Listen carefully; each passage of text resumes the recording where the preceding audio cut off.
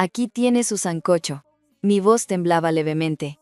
Eran las 3 de la madrugada en el refugio, un parador de carretera perdido entre la niebla perpetua y el viento helado de los Andes. El hombre que estaba sentado frente a mí no era un cliente ordinario. Llevaba una chaqueta de cuero desgastada, el cráneo rapado y una cicatriz profunda que le cruzaba el pómulo izquierdo. Su cuello y el dorso de sus manos estaban cubiertos de antiguos tatuajes de símbolos aztecas, oscuros y misteriosos. Al dejar el cuenco de barro sobre la mesa de madera, un poco del caldo hirviendo se derramó sobre el borde. Él no dijo nada. Bajó la mirada y tomó la cuchara de madera. Dio el primer sorbo y, de repente, se detuvo. Cerró los ojos. 10 segundos, 20 segundos. Yo contenía la respiración, esperando algún reclamo. Entonces, en un susurro apenas audible, murmuró: «Ha pasado tanto tiempo». ¿Quién era este hombre? ¿Y por qué reaccionaba así ante mi sopa? Para entenderlo, debo retroceder un poco en el tiempo. Me llamo Valeria. Tengo 22 años, pero mis manos agrietadas y enrojecidas por el agua helada de la montaña parecen las de una persona mucho mayor. Soy huérfana. Crecí en una pequeña casa con mi abuela. Ella me crió sola y me enseñó todo lo que sé, especialmente en la cocina. El secreto de un buen sancocho de gallina, mi niña, me decía mientras el fuego crujía, es sofreír el ajo y el cilantro fresco, antes de añadir el caldo, y luego dejar que el tiempo y el cariño hagan su trabajo. Así calientas no solo el estómago, sino también el alma de quien lo come. A su lado soñaba con ser chef, pero el destino tiene formas crueles de cambiar tus planes. Semanas antes de mis exámenes para entrar a la escuela de gastronomía, mi abuela sufrió un derrame cerebral. Se marchó en silencio, dejándome sola en el mundo, rodeada de facturas médicas y promesas rotas. Buscando desesperadamente cómo sobrevivir, encontré un anuncio en Internet. Se necesita ayudante de cocina, alojamiento y comida incluidos. No se requiere experiencia. Así fue como llegué al refugio. No sabía que estaba caminando directamente hacia una trampa. Han pasado 3 años. 3 años atrapada en esta montaña. Don Héctor, el dueño del local, es un hombre de mirada astuta y avaricia infinita. Bajo una falsa apariencia de amabilidad, me hizo firmar un contrato abusivo. Cada mes, de mi sueldo prometido, él y su esposa, doña Carmen, me descuentan gastos absurdos, el mantenimiento del cuarto húmedo donde duermo, la electricidad y hasta multas inventadas si sirvo una porción de carne más grande de lo normal. Al final, lo que llega a mis manos no alcanza ni para comprar un abrigo nuevo. Estoy completamente aislada del mundo. Sin embargo, en medio de este frío encierro, conservo una pequeña alegría: cocinar el sancocho de mi abuela para los camioneros, esos hombres exhaustos que manejan por las peligrosas curvas de los Andes y se detienen aquí de madrugada. Ver cómo sus rostros cansados se relajan al probar mi sopa caliente es la única fuerza que me ayuda a soportar este infierno. Y aquella noche, aquel hombre de aspecto intimidante, el de la chaqueta de cuero y la cicatriz, dejó el cuenco de barro completamente vacío. Ni una gota de caldo, ni un trozo de papa. Se levantó en silencio, pagó y se marchó perdiéndose en la niebla. Yo no tenía idea de que 2 meses después, este mismo hombre vendría a rescatarme, acompañado por el estruendo de 25 camiones de carga. Pero antes de contarles cómo la vida puede dar giros tan inesperados, me gustaría saber algo. Esta noche, mientras escuchas mi voz, ¿desde qué ciudad o país me estás acompañando? Déjalo en los comentarios. Acomódate bien, porque esta historia apenas comienza. Después de aquella noche, el hombre de la cicatriz no apareció durante una semana entera. Cada madrugada, mientras lavaba los platos bajo la pálida luz fluorescente de la cocina, me descubría a mí misma mirando de reojo hacia la ventana. Trataba de convencerme de que solo había sido un cliente de paso, un fantasma más de la carretera. Sin embargo, la madrugada del segundo miércoles, a las 3:30 en punto, los potentes faros de un camión pesado rasgaron la niebla del aparcamiento. El rugido del motor se detuvo y de la cabina descendió él, Alejandro. Ese era su nombre, aunque tardaría un poco más en saberlo. Entró al local, se sentó en la misma mesa de la esquina y sin mirar el menú, Pidió lo mismo de siempre. A partir de entonces, sus visitas se volvieron una rutina silenciosa. Todos los miércoles y domingos por la madrugada se detenía a comer mi sancocho de gallina. Nunca cruzábamos más de 2 palabras. Él comía despacio, cerrando los ojos con el primer sorbo. Dejaba el cuenco limpio, pagaba y se marchaba. El invierno en la cordillera de los Andes no perdona a nadie. Una madrugada, la temperatura bajó a 15 grados bajo cero. Doña Carmen, siempre obsesionada con ahorrar cada centavo, había apagado el calentador del agua. Mis manos estaban tan entumecidas que apenas sentía los dedos. La piel de mis nudillos se había agrietado y sangraba levemente, teñida de un rojo amoratado. Esa misma noche, un joven camionero entró tropezando al parador. Tenía los ojos inyectados en sangre y bostezaba sin parar. Le serví un café negro, fuerte, de esos que despiertan a los muertos. ¿Estás bien?, le pregunté con cautela. Él negó con la cabeza, frotándose la cara. Llevo 14 horas al volante sin descanso, señorita. Siento que en la próxima curva me voy a ir al barranco. Me dio un vuelco el corazón. No puedes seguir así, le dije. Siéntate en esa esquina, recuéstate sobre la mesa. Te despertaré en media hora. El chico, que se llamaba Mateo, se quedó dormido en menos de 1 minuto. Media hora después, lo desperté suavemente. Me miró con una gratitud inmensa, como si le hubiera devuelto la vida. «Gracias, Valeria, me has salvado», murmuró antes de subirse a su camión. Fue un pequeño acto de bondad, algo natural para mí. No sabía que ese instante fugaz sería crucial en mi futuro. A la madrugada siguiente, Alejandro volvió. Mientras le cobraba su sancocho, su mirada oscura se detuvo en mis manos heridas. Instintivamente, las escondí detrás de mi delantal, avergonzada. Él no dijo nada. Se dio la media vuelta y salió al frío. Pero el domingo, al terminar de comer, Alejandro no se levantó de inmediato. Sacó un pequeño paquete de su chaqueta y lo dejó sobre la mesa. Eran unos gruesos guantes de lana de alpaca, suaves y cálidos, junto con una caja de parches térmicos. Lo miré, sin palabras. Su voz sonó áspera, casi gruñendo. Un cocinero no puede trabajar con las manos destrozadas. Cuida tus herramientas. Si no los quieres, tíralos a la basura. Y sin esperar respuesta, caminó hacia la puerta, perdiéndose en la oscuridad. Apreté los guantes contra mi pecho. En 3 años de encierro y miseria, nadie, absolutamente nadie, se había preocupado por mí. Ese hombre de aspecto aterrador acababa de darme el abrazo más cálido que había sentido desde que murió mi abuela. Sin embargo, en los pueblos pequeños y en los paradores aislados, las paredes tienen ojos.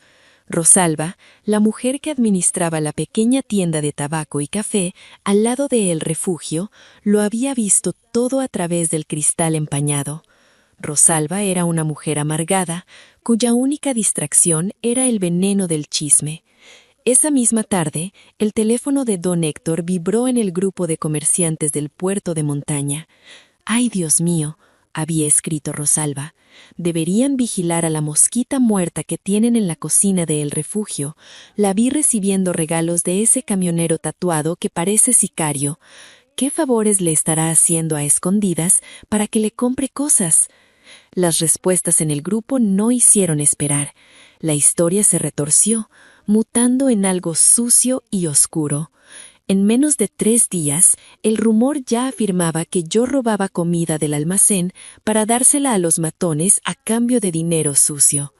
Yo no sabía nada de esto. Seguía en mi cocina, ignorante de la tormenta que se estaba formando sobre mi cabeza.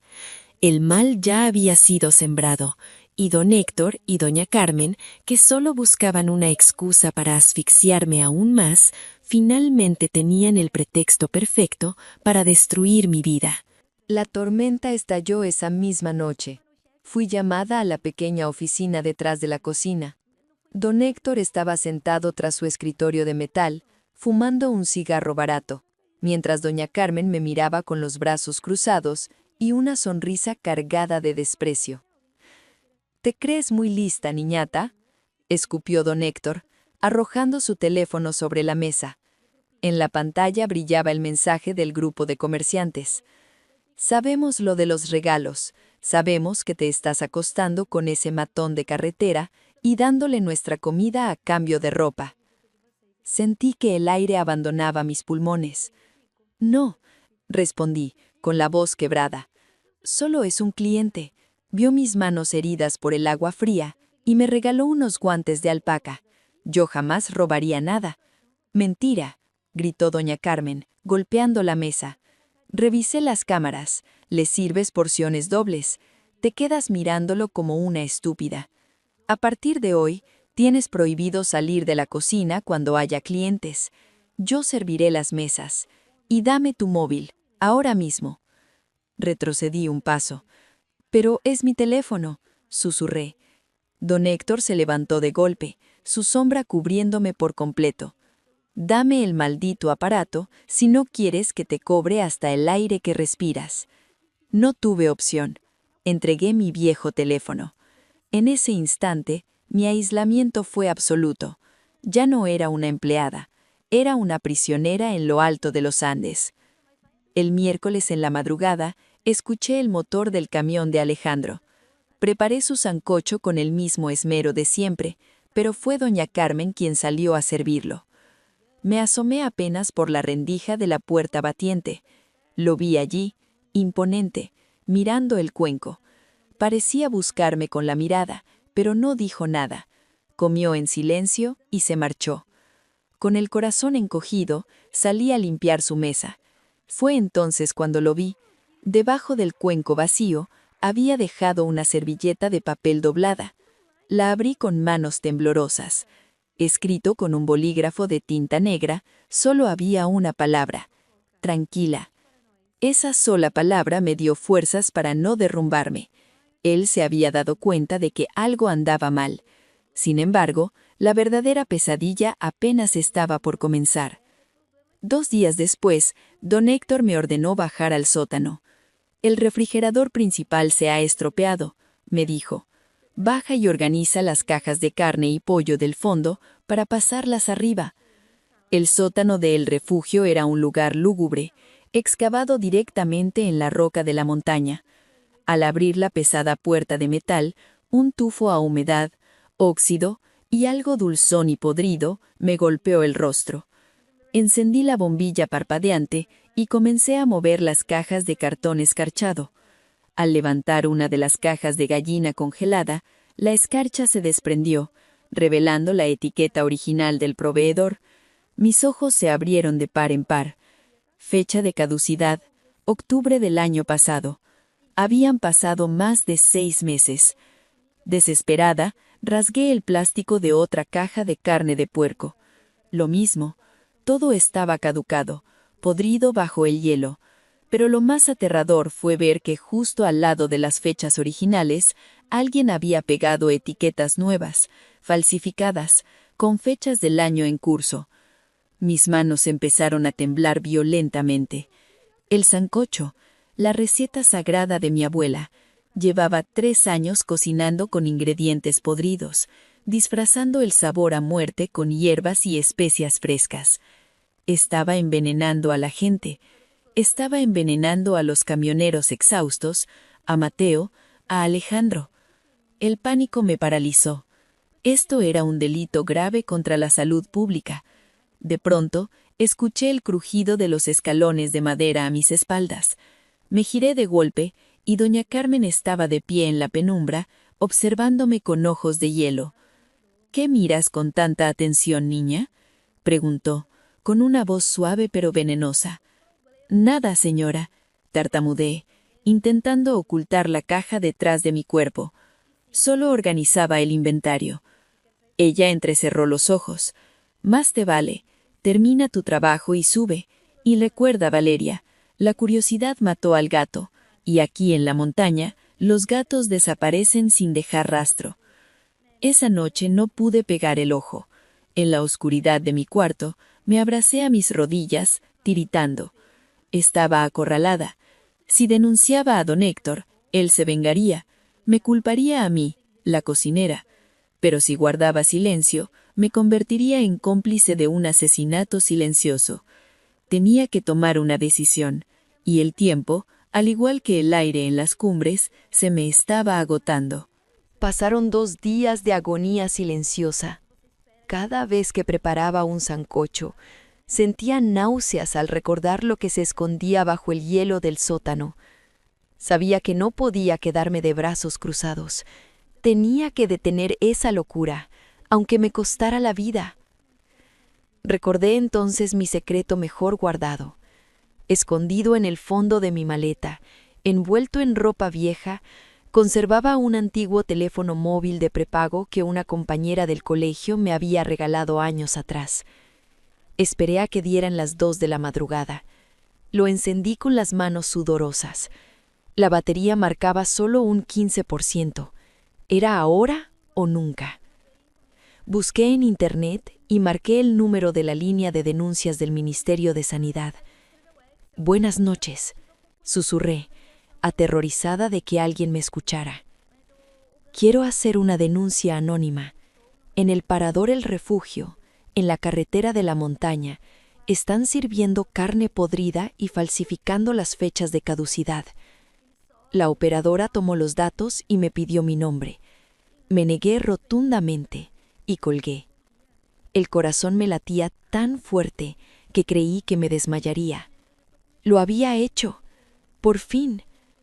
Yo creía que la justicia sería rápida y ciega, pero en estos pueblos alejados, el dinero compra oídos y voluntades. Apenas 2 días después, don Héctor recibió el chivatazo de un inspector corrupto.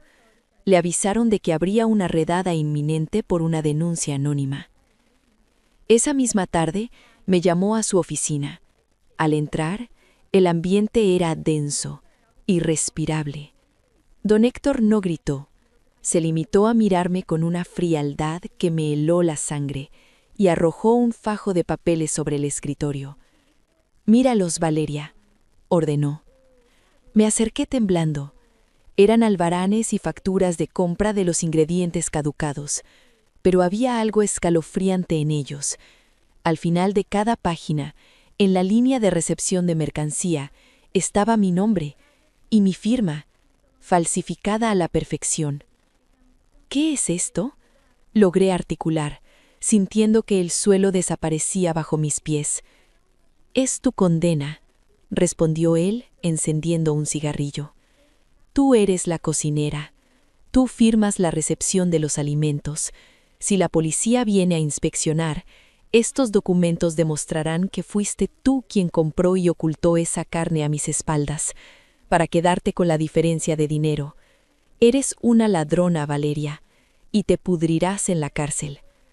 Las lágrimas brotaron de mis ojos. Estaba atrapada en una red de mentiras perfecta. Doña Carmen, de pie junto a la puerta, soltó una risa seca. «Cierra la boca y sigue cocinando. Si dices una sola palabra a las autoridades, te juro que no verás la luz del sol nunca más». Salí de la oficina arrastrando los pies. Sabía que don Héctor cumpliría su amenaza. Si me quedaba, iría a prisión por un crimen que no cometí. Esa misma noche, tomé la decisión más aterradora de mi vida. Tenía que huir. A las 2 de la mañana, cuando el silencio envolvía el parador, metí apresuradamente un par de mudas de ropa en una bolsa de tela. Guardé la foto arrugada de mi abuela y, sobre todo, los guantes de lana de alpaca que Alejandro me había regalado. Eran mi único amuleto. Abrí la puerta trasera de la cocina y me deslicé hacia la oscuridad. La niebla de los Andes era un muro blanco, espeso y húmedo.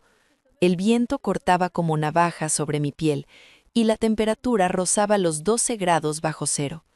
No llevaba un abrigo grueso, solo un viejo suéter de lana, pero el pánico me empujaba a avanzar. Comencé a caminar por el arcén de la carretera serpenteante, resbalando en el asfalto congelado. tragando el aire helado que quemaba mi garganta. No sabía a dónde iba, solo sabía que debía alejarme del refugio. Llevaba caminando unos 20 minutos. Mis piernas apenas me respondían, cuando sentí una vibración en el suelo. Una luz amarilla y penetrante rasgó la niebla a mis espaldas. Me giré, cegada. El rugido de un motor aceleró de golpe.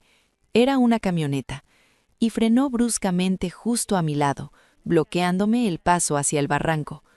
La ventanilla bajó lentamente, y allí estaba el rostro retorcido de don Héctor, mirándome en medio de la noche.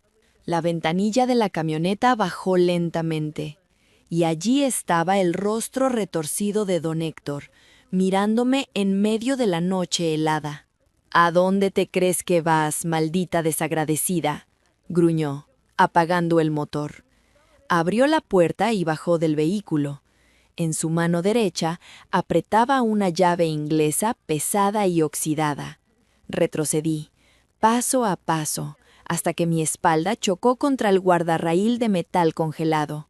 Detrás de mí solo estaba el abismo oscuro de la cordillera, donde el viento aullaba como un animal herido. «Sube a la camioneta», ordenó, acercándose lentamente. «Vamos a volver a la cocina y vas a hacer exactamente lo que te diga cuando llegue la inspección». «No», grité. Mi voz temblaba por el terror y el frío, pero mis palabras fueron firmes. «Prefiero saltar al barranco antes que volver a esa prisión». Héctor levantó la llave inglesa, con los ojos inyectados en ira. «Entonces te tiraré yo mismo». Cerré los ojos esperando el golpe, pero en ese preciso instante, unas luces largas y cegadoras perforaron la densa niebla a nuestras espaldas. Un camión de carga media frenó bruscamente, derrapando a escasos metros de nosotros. La puerta se abrió de un golpe y un hombre joven saltó al asfalto. Era Mateo, el chico al que le había regalado un café y media hora de sueño semanas atrás. «Oiga, ¿qué está haciendo con ella?», gritó Mateo, interponiéndose valientemente entre don Héctor y yo. «Lárgate, chaval, esto no es asunto tuyo. Es una ladrona que me ha robado dinero», escupió Héctor, amenazándolo con la herramienta. Mateo me miró, vio mis lágrimas, mi ropa fina temblando en el hielo, mi terror absoluto. «No me muevo de aquí», dijo con firmeza. Llevó la mano a su radiotransmisor, enganchado al cinturón. «Atención, convoy. Tenemos un código rojo en el kilómetro 40 del puerto. Necesito apoyo. Repito, apoyo inmediato». Héctor soltó una carcajada burlona. «¿Apoyo? Estás solo en medio de la nada, niñato, y ahora os voy a tirar al abismo a los dos». Héctor avanzó, levantando el arma de hierro. Pero lo que llegó a continuación no fue un golpe, fue un terremoto. El suelo bajo nuestros pies comenzó a vibrar. Un zumbido sordo y grave ascendía por la montaña, haciendo temblar las piedras del arcén. De repente, la niebla negra se iluminó con decenas de faros amarillos y blancos. El rugido atronador de 25 motores diésel rompió el silencio de la madrugada en los Andes. Un convoy entero de camiones pesados gigantescos emergió de la bruma como bestias de acero. Nos rodearon por completo, bloqueando la carretera en ambas direcciones, cortando cualquier vía de escape. Las potentes bocinas de aire resonaron al unísono, un estruendo ensordecedor que hizo que don Héctor soltara la llave inglesa, pálido como un cadáver.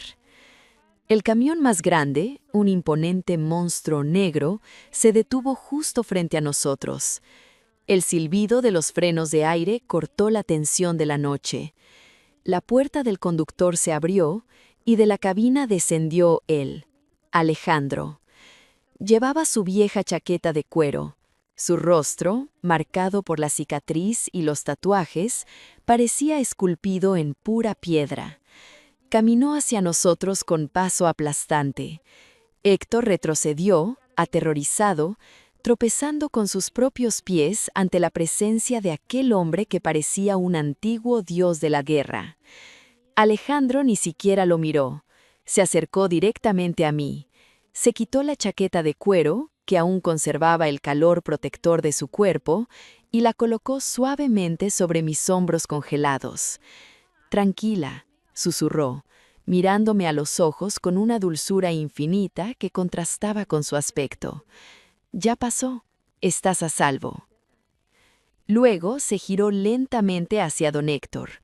Para entonces, los 25 conductores habían bajado de sus cabinas. Hombres inmensos, curtidos por el frío, la carretera y la soledad. Formaron un círculo impenetrable alrededor del dueño del refugio. «¿Una ladrona?», preguntó Alejandro, con una voz profunda que hizo eco en el abismo. «¿Una ladrona llamas a la chica que trabaja 20 horas al día por las obras de tu comida?». Mateo dio un paso al frente. «Ella me salvó de estrellarme por cansancio». Otro conductor mayor levantó la voz. «A mí me sirvió su sancocho caliente cuando me quedé tirado en la nieve la Navidad pasada y no me cobró un céntimo». «Y a mí me regaló su propia ración de pan», dijo otro. Alejandro dio un paso más hacia Héctor, que temblaba incontrolablemente. «Todos sabemos lo que haces en esa cocina, Héctor. Todos conocemos la carne podrida del sótano. El sabor de ese sancocho era lo único puro en tu maldito local, porque ella lo preparaba con amor. Sabía que los ingredientes se estaban pudriendo, pero volvía cada madrugada solo para asegurarme de que ella seguía con vida, soportando tu infierno». De pronto, el sonido de unas sirenas cortó el viento. Alejandro sonrió con frialdad. «Escucha, yo mismo avisé a la policía de carreteras hace media hora de lo que estaba pasando. Me armé de un valor que no sabía que tenía, saqué mi viejo teléfono del bolsillo de la chaqueta de Alejandro y di un paso al frente. Y yo tengo las fotografías de las etiquetas falsificadas del sótano aquí mismo. Todo ha terminado, don Héctor». Las luces azules y rojas rasgaron la niebla. 2 patrullas frenaron en seco.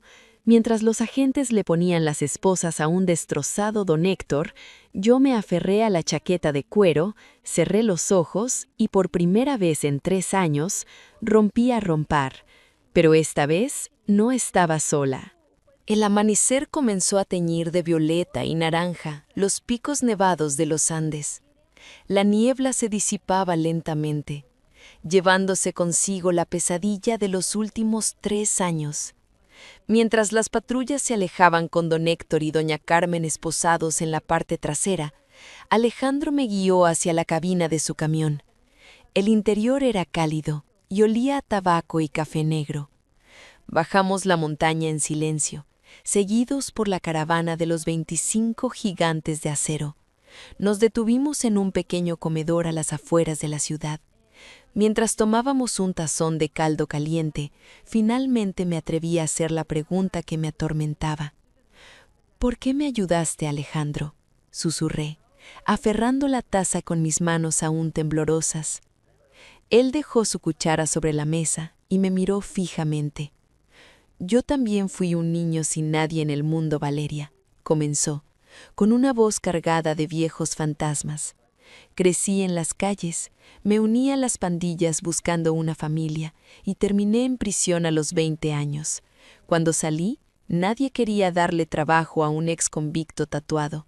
Nadie, excepto un viejo camionero y su esposa». Alejandro esbozó una sonrisa nostálgica. «Esa mujer me acogió como a un hijo y cocinaba un sancocho de gallina idéntico al tuyo, el mismo sofrito de ajo, el mismo toque exacto de cilantro fresco. Cuando ella falleció hace años, creí que jamás volvería a probar el sabor del hogar, hasta que aquella madrugada de invierno, en el refugio, probé tu sopa. Mis ojos se llenaron de lágrimas al comprenderlo todo. Esa mujer me salvó la vida», continuó Alejandro, «y cuando vi tus manos destrozadas por el hielo y esa mirada de terror en tus ojos, supe que era mi turno de devolver el favor. Extendió su enorme mano sobre la mesa. Nuestra empresa de transportes necesita una jefa de cocina para el comedor de los choferes.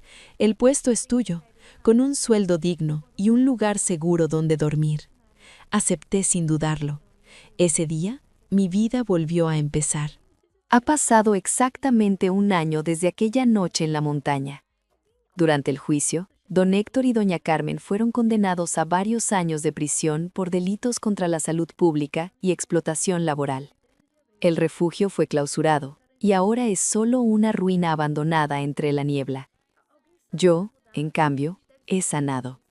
Mis manos ya no sangran. Recuperaron su suavidad gracias a la crema que Alejandro me compró y a los guantes de alpaca que aún conservo como un tesoro.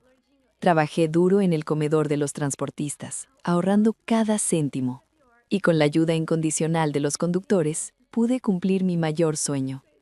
Hoy, en una pintoresca calle del pueblo al pie de la montaña, he colgado un letrero de madera pintado a mano. Dice, La cocina de la abuela. Es un local pequeño, cálido, con solo 6 mesas. En la pared principal cuelgan 2 fotografías, una de mi abuela sonriendo y otra de mí rodeada por 25 camioneros gigantes el día de la inauguración. Esta tarde, una mujer entró tímidamente al local haciendo sonar la campanilla de la puerta. Era Rosalba, la mujer de la tienda de tabaco que había iniciado aquel sucio rumor. Se sentó en un rincón, con la mirada baja, y pidió un sancocho. Le serví el plato humeante. Al dar el primer sorbo, las lágrimas comenzaron a rodar por sus mejillas. «Perdóname, Valeria», sollozó, incapaz de mirarme a los ojos. «Mi lengua venenosa casi te cuesta la vida. No sé cómo puedes servirme comida después de lo que hice». Le acerqué una servilleta de papel. «El rencor es un veneno que no quiero en mi cocina, Rosalba», le respondí con voz serena. «Disfruta de la sopa». El pasado se quedó en la montaña. Al caer la noche, el restaurante quedó vacío. Alejandro estaba sentado en su mesa de siempre, terminando su cena en paz. Me acerqué y me senté frente a él. Observé el cuenco de barro, tan limpio como aquella primera madrugada a las 3 de la mañana. «¿Eres feliz, Valeria?», me preguntó en un susurro grave y protector. Miré a mi alrededor, al fuego que crepitaba en la estufa, a las fotos en la pared, a este hombre de aspecto rudo que resultó tener el alma más noble del mundo. «Lo soy», respondí, con el corazón rebosante de gratitud. A veces la vida te empuja a los rincones más oscuros y helados para poner a prueba tu resistencia. Creía que la familia era solo una cuestión de sangre, pero me equivocaba. La familia es esa gente dispuesta a atravesar la niebla y el hielo para evitar que caigas al precipicio. Afuera una suave lluvia de invierno comenzó a caer sobre el pueblo. Miré hacia la foto en la pared y sonreí. «Aquí estoy, abuela», pensé. «Seguimos calentando el alma de la gente, exactamente como me enseñaste». Muchas gracias a todos los oyentes por acompañarnos en esta historia del canal Su Corazón Oculto. Si este relato ha tocado tu corazón, no olvides darle like y suscribirte para ayudarnos a seguir creando y compartiendo nuevas historias. También te invitamos a dejar tu comentario contándonos qué piensas sobre este caso y desde qué ciudad o país nos estás escuchando. Nos encantará leerte y sentirte cerca. Queremos recordarte que todo el contenido, los personajes, las imágenes y la voz de este video son ficticios y han sido creados con el apoyo de inteligencia artificial durante el proceso de producción. Gracias de corazón por estar aquí con nosotros y hasta la próxima historia.